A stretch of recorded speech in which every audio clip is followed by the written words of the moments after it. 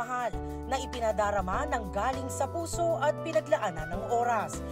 At ngayong malapit na ang Valentine's, why not go outdoors?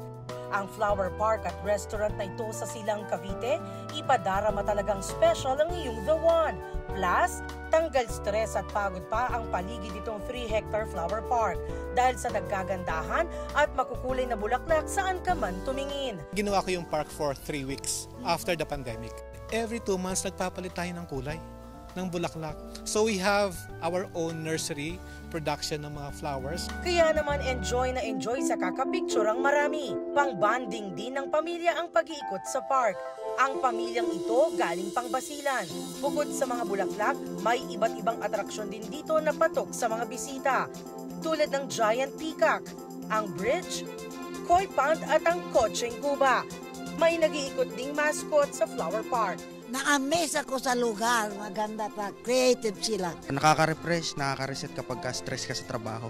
Kung mapagod sa pag-iikot, no worries. Dahil may restaurant din sila na Asian fusion at Filipino cuisine ang ino-offer. At ngayong Love Month, pwedeng mag-date sa kanilang restaurant.